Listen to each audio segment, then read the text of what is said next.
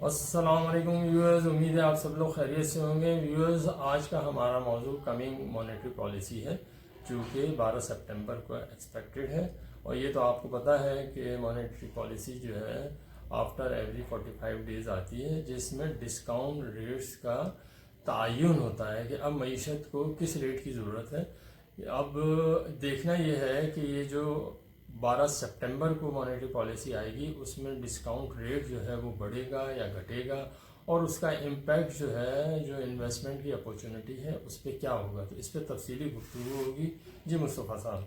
अस्सलाम वालेकुम व्यूअर्स, उम्मीद है आप सब लोग खैरियत से होंगे। जैसे आज खालिद साहब ने आपको बताया कि आज हम मॉनेटरी पॉलिसी पे बात करेंगे जो कि एक हफ्ते बाद आने वाली है, जो कि 12/9/2024 को आएगी। तो इस मॉनेटरी पॉलिसी में डिस्काउंट रेट का क्या होगा? जो मार्केट की एक्सपेक्टेशन है वो तकरीबन 1.5% से लेके 1% से लेके 1.5% तक है। मतलब इतना रिडक्शन इसमें आ सकता है। तो इसकी बेसिस जो है वो मेन है आपकी इन्फ्लेशन का रेट। जो आपका इन्फ्लेशन का रेट जो आया है वो और अब डिक्रीज हो गया है, 9.6% पे आ गया है, जो कि आपका जुलाई का जो था वो 11.09% से रिड्यूस होके अगस्त में 9.6% पे आ गया है। और इससे पहले जो मैं आपको बताता चलूं, जून 23 में ये जो इन्फ्लेशन का रेट था ये 29.40 था, जिस वक्त डिस्काउंट रेट 22% था। उस वक्त आपका जो था डिस्काउंट रेट कम होता था और आपका इन्फ्लेशन का रेट ज्यादा होता था। अब आपका ये सिलसिला उल्टा हो गया है। अब आपका इन्फ्लेशन का रेट तकरीबन 9.6% पे आ गया है और इस वक्त आपका डिस्काउंट रेट जो है 19.5% पे है। तो एक लंबा गैप है इसमें, तो इसमें रिडक्शन ज्यादा भी हो सकती है, मगर जो आईएमएफ का लोन है अभी तक उस फाइनल नहीं हुआ है, और जब तक वो रेट फाइनल नहीं होता, जब तक ये बहुत ज़्यादा तेज़ी से रेट नहीं गिराएंगे आपका डिस्काउंट रेट, उस जब आपका ये माहिदा हो जाएगा आईएमएफ से, उसके बाद रेट मजीद तेज़ी से गिर सकता है। यहाँ मैं एक बात और वाजे कर देना चाहता हूँ कि इस वक्त आपके जो बिजनेसमैन हैं उनका भी गवर्नमेंट पे एक प्रेशर है कि आप जल्दी से इस रेट को गिरा के 14 से 15% पे लेके आएँ, ताकि बिजनेसमैन आपकी फाइनेंसिंग ले सकें, बैंकों से लोन ले सकें। इस वक्त बहुत कम लोन लिया जा रहा है, जिसकी वजह से आपके बहुत से प्लांट्स भी बंद हुए हैं, आपकी प्रोडक्शन रुकी हुई है, लोन अवेल वो नहीं कर रहे, एक्सपोर्ट भी रुकी हुई है, सारी मईशत आपकी जाम हुई हुई है, चीजें नहीं चल रही हैं, आपके कारोबार लोग उस तरह से नहीं कर पा रहे जिस तरह से पहले करते थे जब डिस्काउंट रेट आपका कम होता था। तो एक प्रेशर तो उन लोगों का भी है, एक आपका इन्फ्लेशन का रेट भी नीचे आ रहा है। तो ये दो रीजंस जो हैं आपके, इसकी वजह से ये लगता है कि रेट में आपका गिरना तो है, मगर शायद वो 1 से 1.5% के दरमियान ही गिरेगा।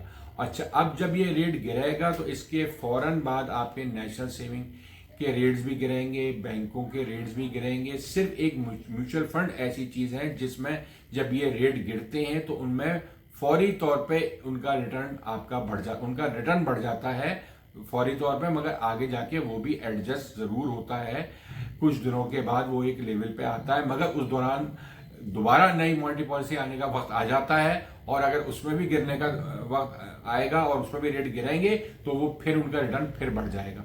तो कंपैरेटिवली उनका रिटर्न आजकल ज्यादा बेहतर है बनिस्बत नेशनल सेविंग सेंटर्स के और ट्रेजरी बिल्स के, पीआईबी बॉन्ड्स के। तो इस वक्त अगर आपने लॉन्ग टर्म में इन्वेस्टमेंट करनी है तो अभी आपके पास एक हफ्ता बाकी है। अगर आप चाहें तो आप नेशनल सेविंग में जाके इन्वेस्टमेंट कर सकते हैं। इस वक्त वहां पे जो एक साल का रेट है वो 17.57% है।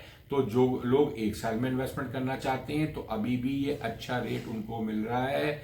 इसी तरह आपके स्पेशल सेविंग के रेट्स भी वहां इस वक्त कदरे बेहतर हैं, ऐसे आरआईसी के रेट्स भी बेहतर हैं, और इसी तरह आपके जो बहबूद, पेंशनर और शौदा के अकाउंट जो है उनके रेट भी बेहतर हैं। आपकी उम्मीद ये की जा रही है कि अगर रेट गिरा आपका, अगर ये 1 से 1.5% गिरता है तो आपका इन चीजों पे भी इम्पैक्ट आएगा। खासतौर पर मैं बात कर रहा हूँ शौदा, पेंशनर और जो आपके अकाउंट है इसके और बहबूद के जो अकाउंट है इसमें सब में इम्पैक्ट आएगा। तो जो लोग इसमें इन्वेस्टमेंट करना चाहते हैं, अभी रिटायर हुए हैं, अभी उनकी उम्र 60 साल से ज़्यादा हो गई है, तो वो इसमें जाके फ़ायदा उठा सकते हैं और इन्वेस्टमेंट कर सकते हैं।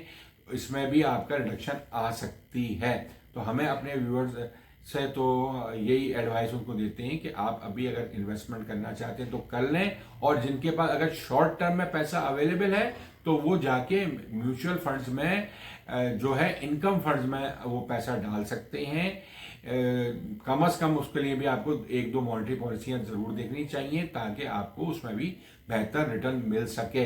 तो इस वक्त भी अगर आप उसमें पैसे डालेंगे तो उम्मीद है कि आपको एवरेज रेट जो है, अगर 1 साल का मैं यहाँ से लूँ तो शायद आपको जो नेशनल सेविंग का जो रेट है 17.57, इससे कदरे बेहतर रिटर्न आपको मिल जाएगा। इस वक्त जो करंट रेट्स उसमें आपको मिल रहे हैं वो आपको जो 30 डेज के रेट आए हैं, लास्ट 30 डेज के रेट्स वो तकरीबन 25% तक के रेट्स आए हैं। तो उसमें आपको अभी बहुत अच्छा रिटर्न भी मिल रहा है, और अगर इस मॉनेटरी पॉलिसी में गिरा तो ये दोबारा आपको 25 से 28% का return within a month दे देंगे।